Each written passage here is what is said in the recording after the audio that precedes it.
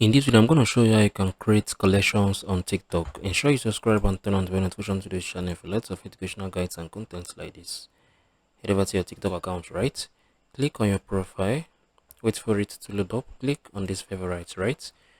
Right here and above, you can see create new collection. So if I click on this create new collection, I'm going to enter the collection name.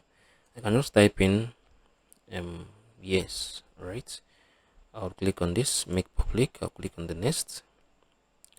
So you can come on and select video you love for it. I can select this video, right? Click on it. Yeah. So right now you can see here in my collection the how to redo. So I'm gonna go to my profile right now. Click on this favorite. So this is my collection, right? And the name of my collection is yes. So this is basically how you can create collections right here in TikTok. If you find this video helpful, share your thoughts below in the comment section. Thank you guys for watching through. I'll see you on the very next video.